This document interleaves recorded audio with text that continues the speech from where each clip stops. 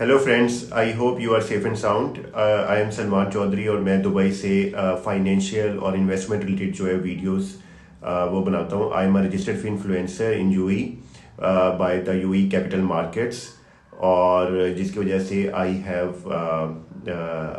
Knowledge about this personal finance, investments, what to do regarding the cryptos and the stocks. So let's begin the video. आज की video का जो topic है वो ये है कि how to manage your emergency funds given the situation जो कि अभी इस रीजन में चल रही है, जहाँ पे due to US Iran Israel conflict की वजह से गल्फ जो कंट्रीज़ हैं उनके ऊपर भी एक इम्पैक्ट आया है। एंड दैट इम्पैक्ट जो कि यूए की गवर्नमेंट ने काफ़ी हद तक जो है उसे कंट्रोल किया है, एंड वी अप्रिशिएट दैट। तो इस सिचुएशन में आप अपने इमरजेंसी फंड्स को किस तरह मैनेज कर सकते हैं? Without going into that detail, first we will know that what is the emergency fund. Emergency fund का मतलब यह है कि अगर आपके जो भी आपके मंथली एक्सपेंसेस हैं, आपके पास 6 to 12 months का एक रनवे मौजूद होना चाहिए, and we should be readily available with you. क्योंकि अगर in any case let's say if there is an unfortunate incident and you lose your job, तो आप फौरी तौर पे पैनिक ना हो और अपने जो फंड्स को वो है यूज़ कर सकें। या फिर कोई ऐसी एक इमरजेंसी सिचुएशन हो जाती है, या फिर कोई आपको कोई अर्जेंट नीड आ जाती है जो कि which is really urgent, let's say it can be disease और इट कैन बी एनीथिंग। तो इमरजेंसी फंड का मतलब ये है कि 6 to 12 months के आपके पास एक्सपेंसेस जो हैं इक्वल टू दैट अमाउंट वो आपके पास किसी ऐसी जगह पे पड़े हों, इन्वेस्टेड हों, which is readily available. Means with in 2-3 days आप अपने वो फंड्स को वापस अपने इस्तेमाल में ला सकें। तो व्हाट आर द एवेन्यूज़? क्योंकि अभी हमने देखा है कि जब ये सिचुएशन जो एक वॉर टाइप सिचुएशन हुई और जहाँ पे इधर यूएई में एक सिचुएशन जो है वो थोड़ी सी अभी डिस्टर्ब हुई, तो कुछ बैंक्स जो हैं उनके सिस्टम जो है वो इम्पैक्ट हुए due to the situation which is now active. इस वजह से अगर तो diversification of the emergency fund is very important, और इसी पे हम बात करना चाहेंगे। तो आपके पास क्या क्या एवेन्यूज़ हैं? Number 1, there is a bank account. कि आप अपने करंट अकाउंट में जो अमाउंट है, लेट्स से अगर आपके 10,000 पर दिरहम के एक्सपेंसेस हैं, तो इट मीन्स के you should need almost around 80-90,000 dirhams to 120,000 dirhams in your emergency fund. ये कम भी हो सकता है, आप उसे 6 months में भी ला सकते हैं, लेकिन इट इज़ बेटर कि जिस तरह के हालात या अनसर्टेन टाइम चल रहे हैं, तो इट इज़ मच बेटर कि आपके पास कोई 1 year का कुशन अवेलेबल हो। आप उसको करंट अकाउंट में रख सकते हैं जहाँ पे आपको कोई रिटर्न नहीं मिल रहा होगा, लेकिन फौरी तौर पे आपके पास फंड्स होंगे। बट उसमें भी you should split the funds. अपने जो फंड्स हैं वो स्प्लिट कर दें 3-4 रेप्यूटेड बैंक्स में, जिसकी वजह से कि अगर कोई ऐसी सिचुएशन आती है कि जहाँ पे आप एक बैंक के फंड्स को फौरी तौर पे एक्सेस ना कर सकें, तो आपके पास दूसरे फंड्स की ऑप्शन हो।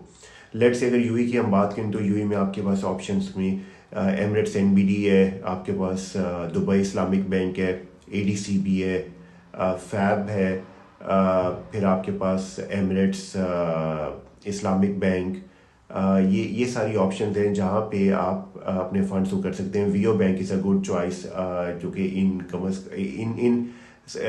टाइम्स में भी वीओ बैंक की परफॉर्मेंस पे कोई इम्पैक्ट नहीं आया।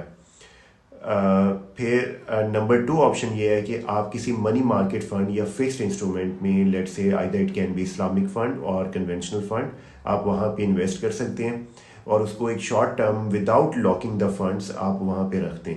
तो उसे आपको बेनिफिट ये होगा कि when ever you need it you can get the funds back, और साथ ही साथ जो है वो आपको एक रिटर्न जो है वो कुछ रिटर्न भी आता रहेगा। यूई के कॉन्टेक्स्ट में अगर देखा जाए तो जो ऑप्शंस आती हैं वो एक मशरिक बैंक में, मशरिक इस्लामिक बैंक में, जो उसका इस्लामिक डिवीजन है, वहाँ पे आपको 5% रिटर्न मिल रहा है अगर आपका बैलेंस 50,000 दिरहम से अबव हो। और अगर आप अपना सैलरी ट्रांसफ़र करते हैं तो इट गोज़ अप टू 6.25%, जो कि इट्स अ गुड ऑप्शन। वहाँ पे आप अपने वकाला डिपॉजिट को मेंटेन कर सकते हैं और you can get a decent return also. उसके साथ वीओ ऑल्सो आपको एक फिक्स इनकम की अपॉर्चुनिटी देता है, but it is a conventional option, so you can decide whether you want to go for Islamic option और फॉर कन्वेंशनल ऑप्शन।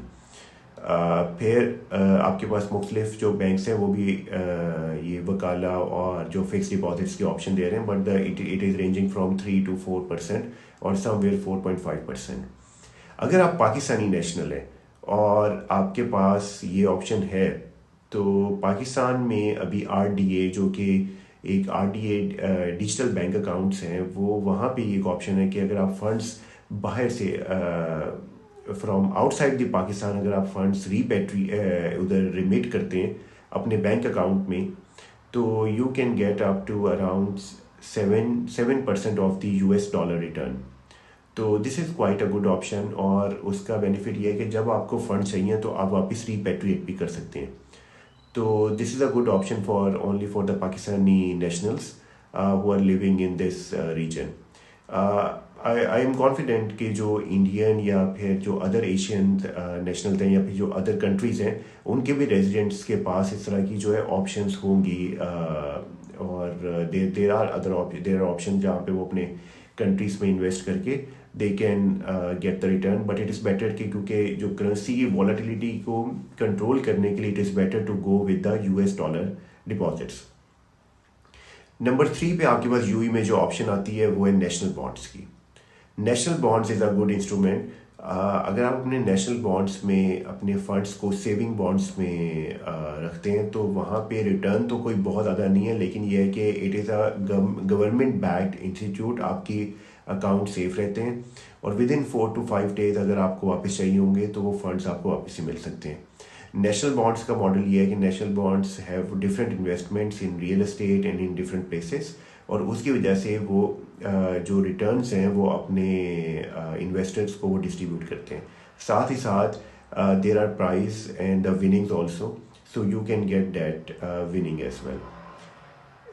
इसके number 4 पे अगर आप जाएं तो आपके पास मुख्तलिफ बॉन्ड्स हैं, लेकिन बॉन्ड में प्रॉब्लम यह है कि बॉन्ड में if you are investing in the emergency fund for the bond, it should not be more than 5 to 10%।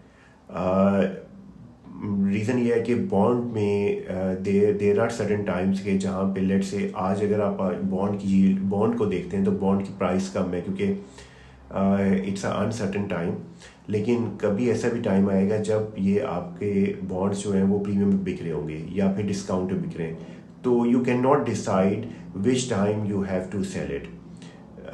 तो जिसकी वजह से इट्स मच बेटर कि आप जो अपने फंड्स हैं वो इमरजेंसी फंड्स जो हैं वो इस तरह की एवेन्यूज़ में रखें जहाँ पे इट इज़ रेडीली एक्सेसिबल।